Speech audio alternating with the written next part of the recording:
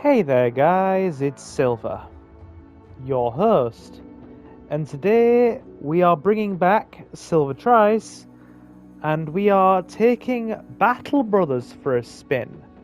What is Battle Brothers, you might wonder? It's a turn-based tactical RPG where you play as a company of mercenaries in a fantasy setting, and it's made by the fine folks over at Overhype Studios, and published by Yukio Publishing, I believe. So, we're going to take this for a spin. Let's go new campaign. Now this right here is very important. Your origin for your mercenary company, and there are 12 or 13 different options, and each one influences your actual playstyle and your gameplay experience quite drastically, with lots of special rules. It's definitely got that RPG spin on it. Definitely has that role-playing element that I don't know about anybody else, but I really like that kind of stuff. You have the rebuilding a company option, which is your tutorial. You are second in command in a mercenary company that has been tracking a brigand named Hogarth for some time now. An unexpected turn of events leaves the company in shatters, and you in charge to rebuild it to its former glory. Recommended for new players as it includes some helpful guidance in the beginning. So basically your tutorial option. You can choose to have a new company. After years of bloodying your sword for meager pay, you've earned enough crowns to start your very own mercenary company. With you are 3 experienced mercenaries with whom you fought side by side in the Shield Wall before. A quick start into the world without any particular advantages or disadvantages. You also have an option for Southern Mercenaries. You're a small band of mercenaries, you and your small band of mercenaries have done the dirty work of small-time merchants for years, yet you've barely a step above brigands. You want to be bigger than that. You want it all, and the Guilder will reveal to you the way. Now, there's a distinct divide actually in culture between the far northern regions of the world in Battle Brothers and the north and south. The north is a very barren, snowy, harsh place that has your very typical kind of European medieval culture about it, and the south is pretty much a series of city-states sprawled across a vast desert filled with gold and riches and wealth and oasis and a lot of Persian kind of inspiration to its design. Very good stuff there.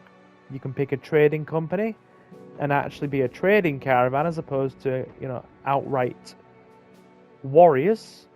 Peasant militia, there's an interesting choice there. You start off as one of your special rules with a roster of 12 poorly equipped peasants. Human Wave take up to, I believe that's 16. Yes, it is 16. I thought it was 15 for a second there. Yeah, 16 men into battle at once, and have up to 25 in your roster. Poachers, deserters.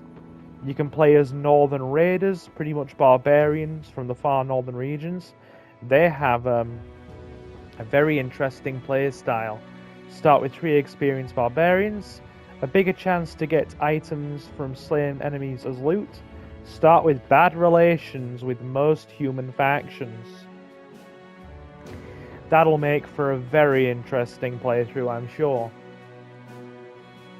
A cult which worships some kind of eldritch god. They have cultists. You pretty much have to sacrifice people to gain the grace of the gods. A very interesting playstyle. Manhunters, where you've basically got a slave militia under your control. Beast Slayers, where you have a focus on slaying monsters and those kinds of contracts as opposed to hunting people down. Bandits and whatnot. Gladiators, where you can actually play as a band of gladiators. I've given that one a try, very interesting. Very, very powerful gladiators, extremely powerful. But, as it says in the description here, very good equipment, but extremely high daily wages. And this one right here is perhaps the most interesting.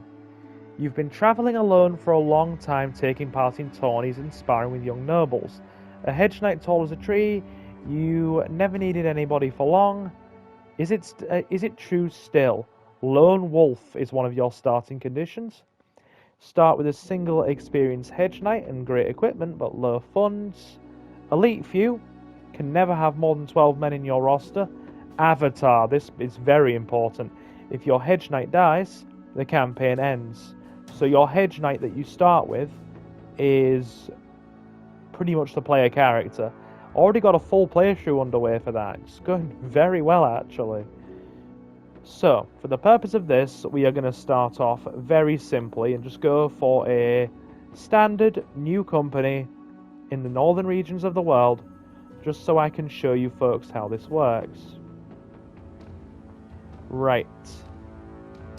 That standard looks fine, the one with the swords. Let's change our name, shall we? We will call ourselves the...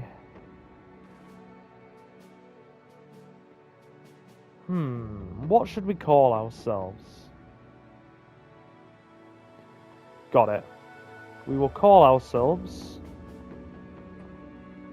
the Bronze Blades. Yeah, we'll do that.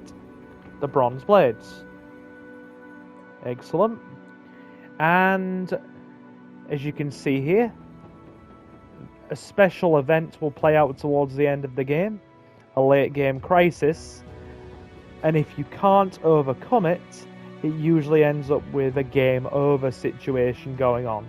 There are 4 to choose from at present: nobles at war, a war between the noble houses, a greenskin invasion, hordes of orcs and goblins trying to pretty much wipe out the realm of man, an undead scourge, the dead rising from their graves en masse, led by a cult of necromancers to wipe out the living, and a holy war between the north and south and their different gods.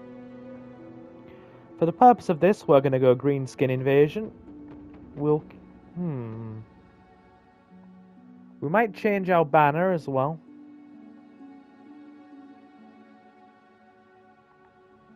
Yeah, that'll do.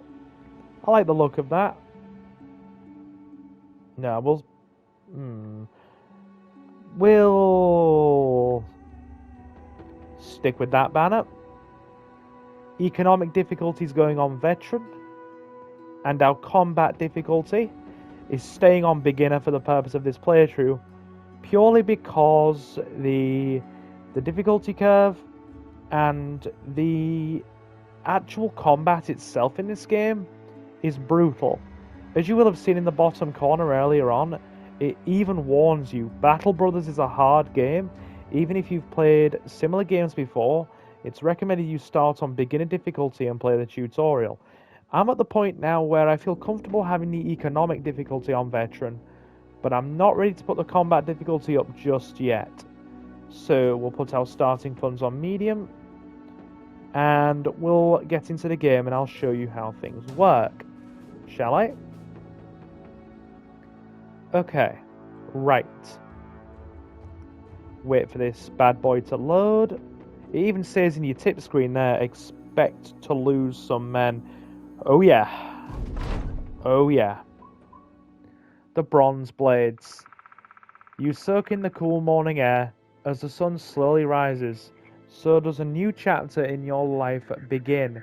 After years of bloodying your sword for meager pay, you've saved enough crowns to start your very own mercenary company. With you are Lothar, Eric, the Merciless, and Hadebrand, with whom you fought before side by side in a shield wall. You are their commander now, the leader of the Bronze Blades. As you travel the lands, you should hire new men in the villages and cities to fill your ranks. Many who offer their services will have never picked up a weapon before. Maybe they are desperate, maybe they are greedy for quick spoils of war. Most of them will die on the battlefield, but do not be discouraged. Such is the mercenary life, and the next village will always have new men eagerly looking for a new start in life. The lands are dangerous these times. Robbers and pillagers lay in ambush by the roads, wild beasts roam the dark forests, and the orc tribes are restless beyond the boundaries of civilization. There are rumors even of dark magic being at work, the dead rising from their graves and walking again. There is plenty of opportunity to earn good money, whether by taking on contracts you can find in the villages and cities all over the land, or by venturing out on your own to explore and raid. Your men look to you to give a command. They live or die for the Bronze Blades now. Huzzah!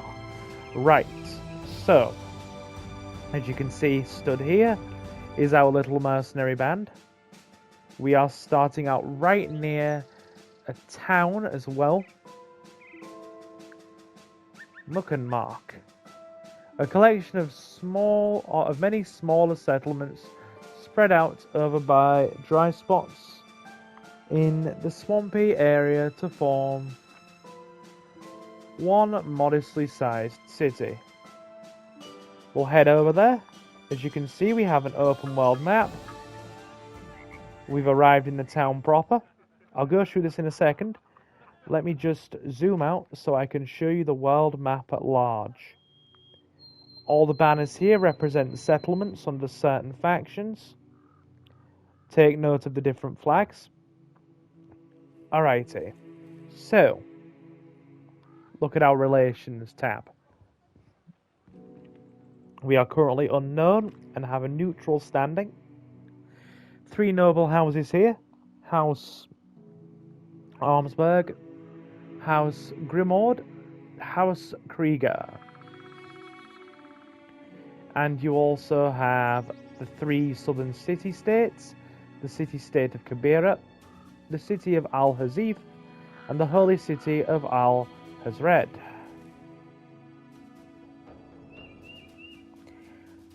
As you can see, each of the various factions and groups are represented by their different flags and banners. You can see them. You've got the city-states down here, follow the cursor. And the other 3 noble houses spread across the land here. Now then. We just need to zoom back in and check out the town proper. So, right. We have the town here, MUCKENMARK. You can check out its various different amenities. Different towns of different sizes have different amounts of people to hire, different buildings, different places to check out, all of which can be useful to your company. So we have a taxidermist here who can create useful items from trophies that we found along the way.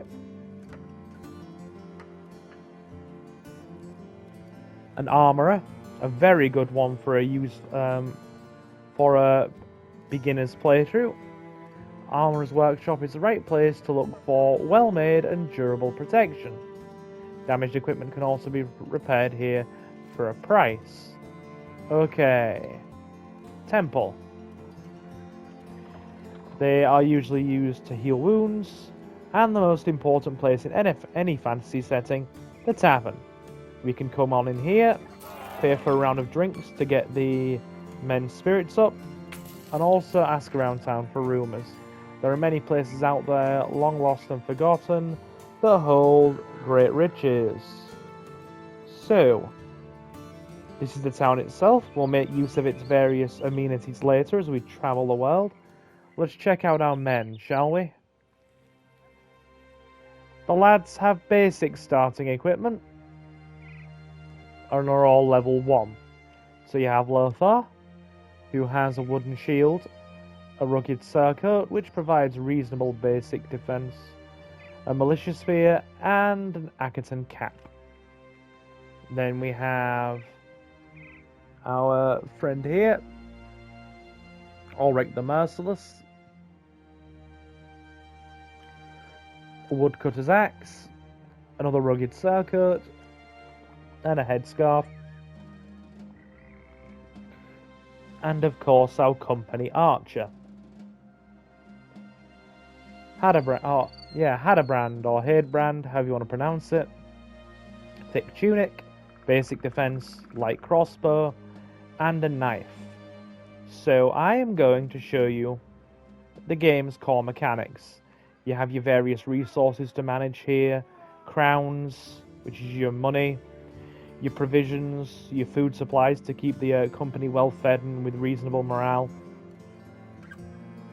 tools and supplies for repairing damaged armor and equipment, ammunition, basically arrows, bolts, that kind of thing for your ranged weapons, medical supplies, bandages, gauze for healing cuts and scrapes.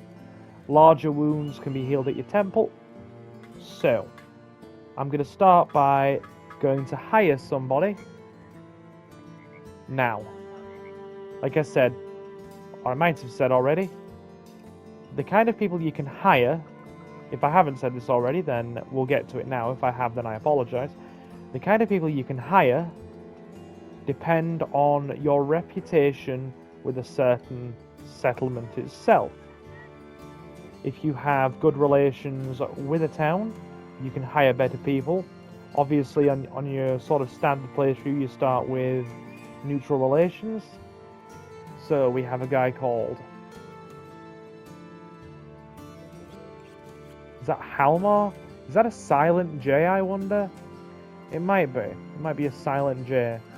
A quick learner with a penchant for a good read, Halmar sought to envision the world on paper for others. Right, so he has a historian background. Obviously we have Bertwin, who is a former militia member. Would hire him, but he's incredibly expensive. So, what we're going to start with, we'll get this guy here. Not Dieter, we'll go for Albert the Merchant. In rough times, everyone has to scrape by somehow, hence why Albert is a mere peddler. He'll dance, he'll sing, he'll boast, and he'll act a king. Anything to make that sale. Right, let's check out his stats. Press the try out button. Dastard. We'll start combat with wavering morale. Actually, no, we're not going to take that. We are going to... I'll take the other guy here, Dieter, who is a servant over that. Wavering morale is not good. Irrational has 10 plus or 10 minus resolve with every morale check. Bleeder, not good. A lot of the starting people you can pick up aren't very decent. I'll just show you how a basic mercenary contract works here. Contract available. A man approaches from the side of the road. He's dressed in a peasant's garb, yet is guarded by two well-armed men. He announces himself as a councilman in the employ of Leif the Councillor, a local leader of MUCKENMARK. You are asked to take an audience with the man. Leif the Councillor settles down into his chair, laughing to himself as he does it. Don't be alarmed, sellsword, but they say ghosts are afoot. Yes, the local peasants are poisoning my mornings with constant talk of ghosts and goblins.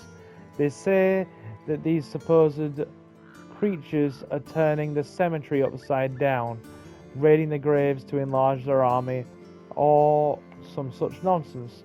Obviously, it's just the work of some spade-wielding man intent on robbing graves for jewelry. I've seen it before. He looks down at his hands, briefly chuckling. Anyway, I Can't just let it rest because these peasants won't get off my back about it. So, to ease them, there's you. I need you to go to the cemetery and clear any troublemakers you find. How you do that is up to you. I'll go ahead and suggest a good steal, if you know what I mean. Let's talk money on this contract then. He straightens up. So, payments. You'll get 450 crowns when the contract is done. We can obviously negotiate our terms. We need more pay for this. We need payment in advance. Forget it, it isn't worth it. I accept your offer.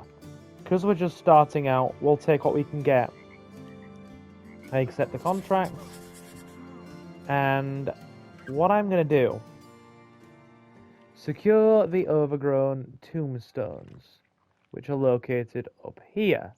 See the little map on our marker there? Or little marker on our map, wrong way around. Right, here. The overgrown tombstones. We'll head there in the next in-game day. I'm just going to go to the next town over, which is Grunberg, and see if we can hire a fourth member of our party and get them well armed and supplied. As you can see here, we're moving on the overworld map. Our food resources are also ticking down, so we have to be mindful of our provisions. As you can see here, very basic ground grains and some bandages. So the starting kind of provisions. Let's go into Grunberg and see who is on offer to the company, shall we? We'll buy a fourth member and we'll kit them out with some gear, just so you can see how this all works. Grunberg has a weaponsmith and an armourer. Okay. Buckard. While some men earn their keep by killing, others look below their own 2 feet, wondering what crops the soil may hold. Buckard carries the stocky frame, best used for planting, harvesting and surviving winters. Sadly, his farm was one of the first to be attacked during these trying times. If men were trees, Buckard would never fall down, or something gracious like that. Let's try him out, see what his stats are. He's a farmhand, that's his background. Eagle eyes, that's good enough for me. Let's hire old Buckard, shall we? Good. As you can see, we've got our regular lads from the company here. We'll add Buckard to our wall of men. Let's also get the gentleman equipped, because he's not looking outstanding. Ooh, padded leathers. That'll probably be a godsend. Get a padded leather, buy him a wooden shield, and okay, padded leather, wooden shield. Any cheap weaponry? Not so much for the early game. Let me check his stats. Okay, he's got 1 star in his melee stat. Here are all his various stats here. Head armor, body armor. Gonna need some head armor for him. Head damage is a killer in this game. Hit points. Action points, how much you can do in 1 turn, obviously. Fatigue, how many actions you can take before getting tired. Morale. Resolve, basically the threshold of your morale. And how high or low it will be in a battle at any given time. Melee skill, 57, which is not great, but it's alright. And he's got a point in melee defense, which is good. So let's get him kitted out. Put that padded armor on him. We'll go to the marketplace to buy him something slightly better. We'll stick with a sort of standard hatchet thing here. Good. That should be good for chopping and hacking at enemies. We'll also buy him an Akaton cap.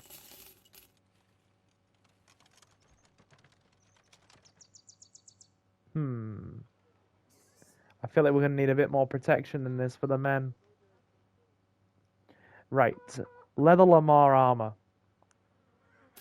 That is going to be for one of our other guys who has quite low stats. And we're also going to buy a bit more food. So. Medical supplies. Dried fish. Bit of dried fish for the lads. Bit of bread. Let's get our guys kitted out. So, as you can see, Hiddenbrand, whatever you call him, not good armor. Not good armor. He needs something better. So, what we will do, in fact, we'll take the padded leather off our guy here. Put the leather Lamar armor onto him. Give him the hatchet. And also give him a shield. And put that Akaton cap onto him. Then, as you can see, these guys here, the way they're organized, this is your battle line. How they'll be stood during the start of a clash. We're going to move our crossbow guy further back. Now, I feel like they are reasonably well prepared. I say reasonably. So, we're going to put the padded armor on another one of our guys near the front. Probably the axe wielder, because he's got no two-handed defense. Or additional defense with a shield, given that he's carrying two-handed. And then we'll swap the rugged surcoat onto our archer at the back. Organize our equipment. And now we're going to head off and fulfill that mercenary contract. Oh, and one last thing for luck as well. One last thing for luck. I noticed at the market, they're selling a war dog. Longfang. We'll take him. Okay. Good. Oh, and it's a cheap melee weapon around anywhere. We'll give it to our archer so he's got some defense if put in a combat situation. We've spent most of our starting gold getting these guys prepared. Okay. And we'll put the war dog on our... We'll put it on our guy that's at the front of the company here. So, Lothar gets the war dog. Good. Good pup. Right. Let's get moving to our spot over here. The overgrown tombstones. I'm going to drop a save as well quickly. Just so... Also going to delete that. That was just me playing around earlier. Delete the lone few or whatever that was called. This save you see here, the Black Company, is my own personal playthrough that I've been just doing when I've had some spare time. That's going really well. I might actually show you how that looks after we've done a little bit more, just so you can see a well-prepared mercenary company. Alright, so our band of sellswords are on their way, as you can see by the little banner. They're walking through the open world, and they are going to investigate the overgrown tombstones. So, let's see how this goes, shall we? Actually, it's getting dark. Number one rule in this game, probably ill-advised to go into any kind of conflict at night unless you're very well prepared. So camp ourselves for a while. And we've just had another prompt pop up here. During camp, it falls to you, the commander, to see the company succeeds not just on the battlefield, but also in fame and riches. And so you spend the evenings pondering about a bigger plan for the bronze blades in your tent while the men talk and laugh around the fire. You're never going to become a legend simply by chasing brigands and doing small-time contracts. What do you proclaim to the men the company will set out to do? Let us set out into the wilderness and discover the unknown, plunder it, be it a wizard's tomb, goblin camp, or aught else we may find. We need allies. Forging a bond of friendship and trust with one of the towns will get the company better prices, more volunteers, and more steady work. Yeah, the better your relations are with a town or settlement, the better people you'll be able to recruit there, the better equipment they'll sell you, the better the prices will be, and the better the mercenary contracts. So we'll go, we need allies. And as you can see, we'll find MUCKENMARK on our relationships tab here.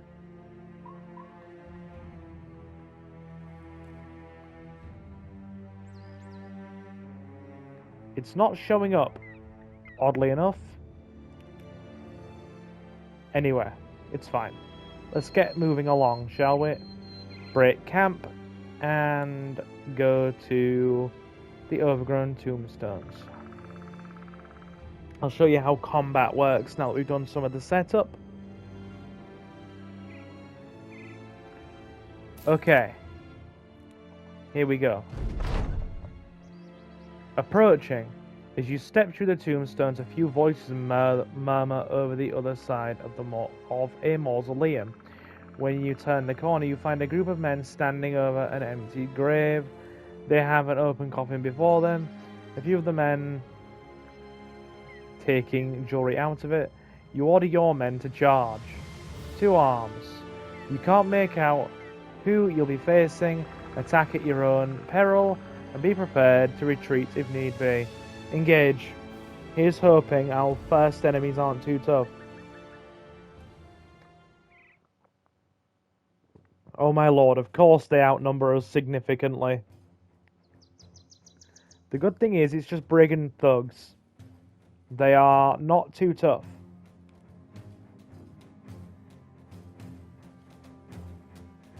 Right. Okay.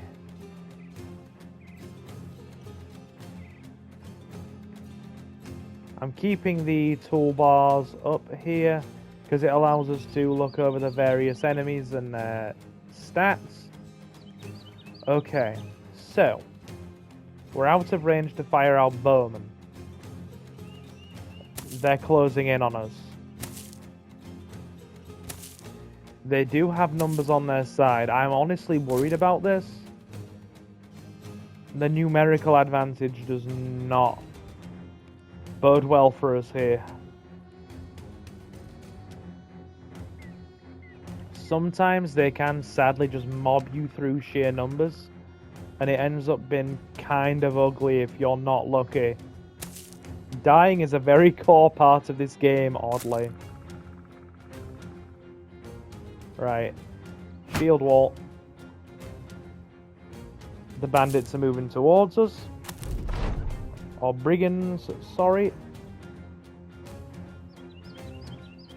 55% chance to hit. Right. Fire. We hit it. Good. Now, let's equip the guy's club, because we're gonna close to melee range with those guys quite soon. So, they're coming in. They're coming in. Let's see how they move. Okay, that's good. That's a good start. We can get a few reasonable swings off here. We might be able to keep a few of these guys at bay. Though I'm imagining we're going to have to be very careful here. We can take maybe one of them out and thin their numbers. That's going to help us significantly. 49% chance to hit. Ooh, brutal. And of course we missed. Because why wouldn't we? Spears aren't as damaging, but they have good accuracy. Wounded. Very nice. Let's give him another poke. Oh, good. Couldn't ask for a better outcome there. Right. Let's trim down their numbers a bit. Okay. Right. Let's give this guy a bit of hatchet. Of course we missed.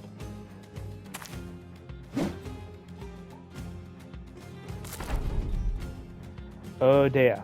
That's not good. He's got our guys surrounded there. And we're missing, because of course we are.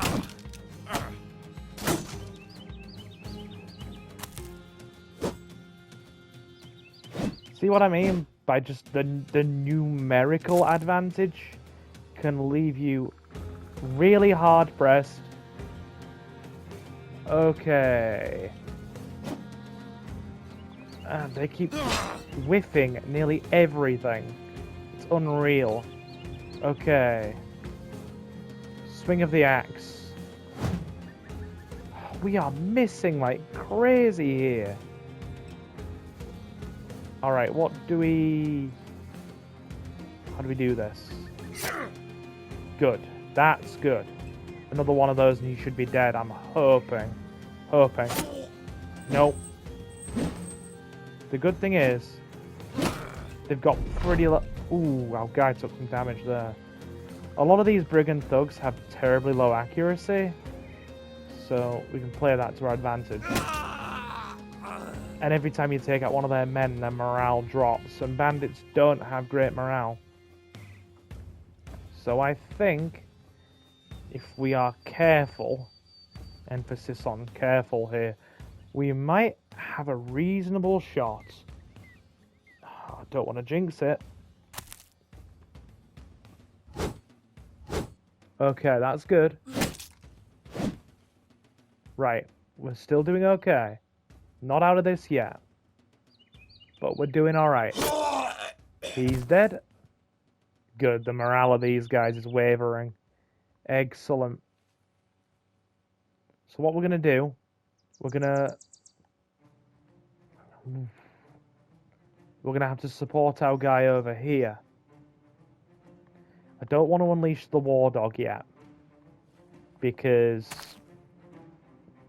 war dogs are good, they're good support, but we haven't put a special protective pup vest on the pup.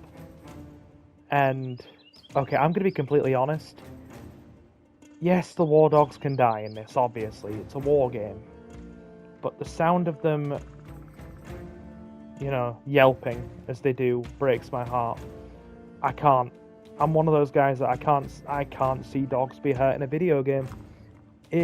Real life video game, none of it. It breaks my heart into little pieces.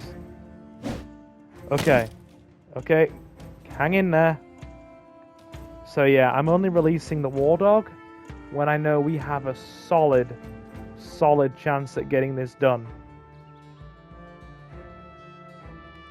They've both got shields, which is not good. We'll try and chip these shields down, though.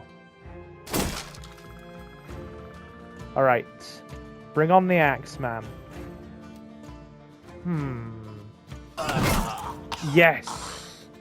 Yes! Could not have asked for a better outcome there. Marvellous. Their morale is...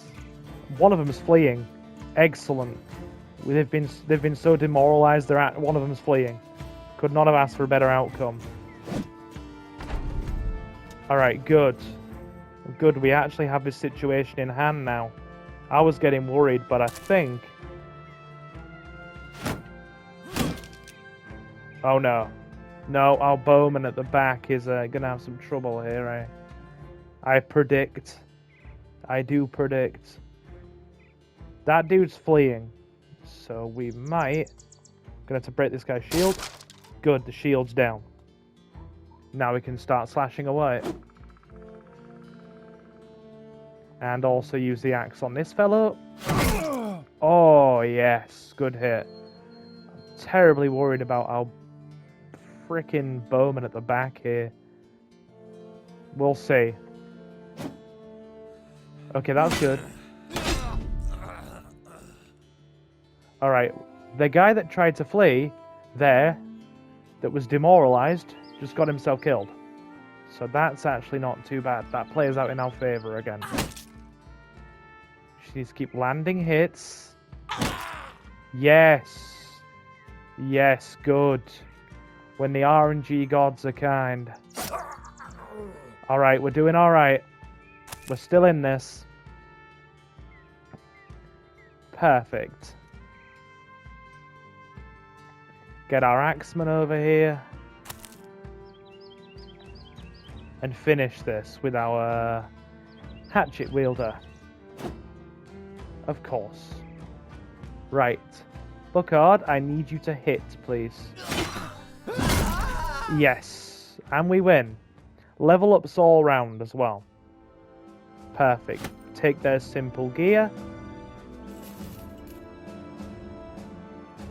Nice. Very nicely done. So now I'm going to show you how the level up system works. Right. So, press level up. Everything with a star near it, each respective stat, your hit points, your fatigue, resolve, which is your morale, like I said, initiative, your speed, melee attack, ranged attack, melee defense, and range defense. Any of those stats that have a star near them means they're a priority stat for that character. Which means putting points into them, I'm going to put some more into that resolve because it's quite low, is always recommended. Now, what I like to do for anybody that's carrying a shield is go for a perk out of the perk tree called Colossus. If they're going to be a frontline guy on the front line carrying a heavy weapon and a shield, either or, go for Colossus. Bring it on. Hit points are increased by 25% and reduces the chance to sustain injuries when being hit. Or debilitating injuries. Always good to go for Colossus with your frontline men as a starting point. So let's get this guy leveled up. He's got 2 stars in attack, that's good. Put a bit onto that melee defense and stick a bit onto the resolve. What we're going to do for our Axeman is go for crippling strikes. So, lowers the threshold to inflict injuries by 33%, both in melee and ranged. So he's going to do more damage with his axe strikes. Our boy Lothar here, he's not too bad in terms of health, initiative, and resolve, so we'll level those up. And I think for this guy, we are going to go for... yeah, we'll do the same as before. Typically, if they're going to be on the front line, stick with Colossus, it makes them bulkier. And our bowman, or crossbowman, is a very simple one. Put points into his ranged. Initiative's always good with bowman. And a bit more on the resolve. Get that morale stat up. And we're going to pick one for him called Fast Adaptation. This move, pretty much every time you miss, you get a plus 10 chance to hit on your next attack. And it stacks successively until you hit, and then the multiplier is reset. So we'll go for that. Our lads are leveled up.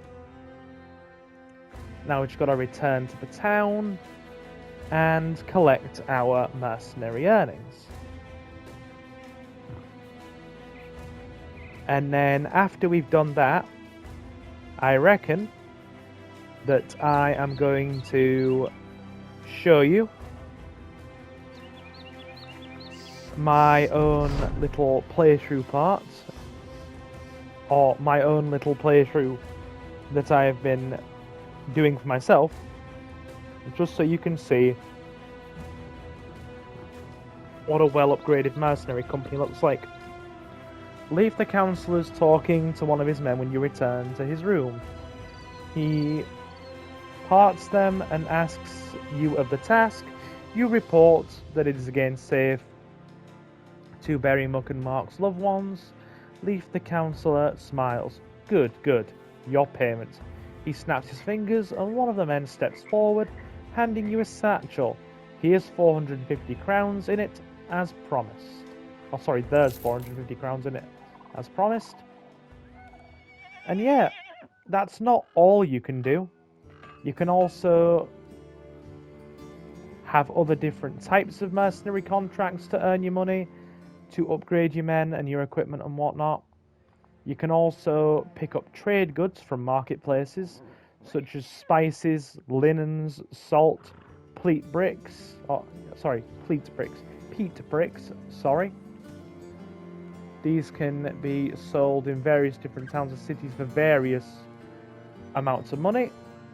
So your options for earning money in this are quite broad. You can hunt beasts and sell the body parts and trophies. You can escort caravans. You can raid crypts and tombs. You can kill brigands. Trade goods across towns and cities. Loot caravans. All to carry out that gratifying cycle of, you know, upgrading your mercenary company, getting bigger contracts. The more your reputation goes up, you can speak to the nobility and whatnot and get more dangerous contracts. So, I'm now going to load in my own playthrough, the Black Company, just so I can show you what a well-equipped mercenary company looks like.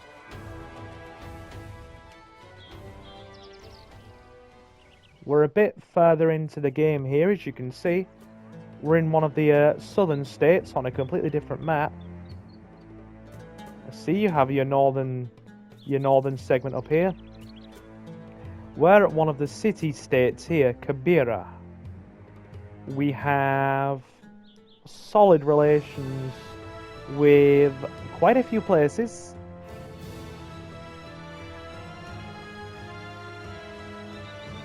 Gelbstadt. I cannot pronounce that. I'm sorry, Tentlingen. And we are allied with the city-state of Kabira. We have a fair bit of money, supplies, tools all around. And we have a small but well-upgraded mercenary company. This is a lone wolf playthrough. So you start off with the one hedge knight and have to build a small company up from basically one man. We have Livwin the Strong, who's carrying good armor, a shield, an arming sword, and a decent nasal helmet. The leader of the company, Silver the Blade, who has a two-handed long sword, some very good sellsword armor, and a bassinet with mail. We have Rainhold the Spear, who's basically one of our rear guard. He pretty much attacks people from the back rank with his spear and also uses a crossbow, and has a war dog for additional defense, who is padded out in leather armor, called Bones the War Dog. Our standard bearer, Magnus the Sergeant, who carries the company banner. You can get those later on in the game when you earn enough renown and money. The standard to raise morale. He wears a sergeant sash, and he's also charged with rallying the troops. Omar the Belly Dancer, who we found during our gladiator conquests in the southern states when we were at the arena. He was like a street showman that we hired into our company, and he's become fairly decent. He's less brute force and more ducking and weaving around people and attacking them with like one-handed swords and using throwing nets to trap people and spears. Very good. Our heavy guy on this side, Engelbert the Steadfast, wearing heavy armor, a heavy helmet, and has a big two-handed mallet for just crushing enemies. Very strong. So, we're about 90 days into this one. We're getting some very solid contracts and are able to make a lot of money. But yeah, my awesome people, I figured that we'd do something different, as we often do when bringing back Silver Tries. This, my fine folks, has been Battle Brothers. And I hope you've enjoyed it. If you would like to see more of this fine game, then do let me know. And be sure, if you're interested, to pick it up yourself. It's reasonably priced. You can buy the base game and its expansions for about... I know. I mean, it's an indie game, but depending on where you get it, it's around $40-50 for the game and expansions together, which add the northern regions, the southern regions, a lot of monster slaying stuff, and some additional content, which is all very good. So yeah, I'm going to be keeping an eye on this because there's another expansion coming out for it shortly, or a small free DLC. So yes, if you'd like to see more of this, let me know. Definitely check it out yourself if you're into strategy games. And yeah, you can also follow the guys at Overhype on Twitter, because they're on Twitter as well. And yes, it's been something very different, but I enjoyed it. Thank you very much for stopping in, and I'll see you in the next one.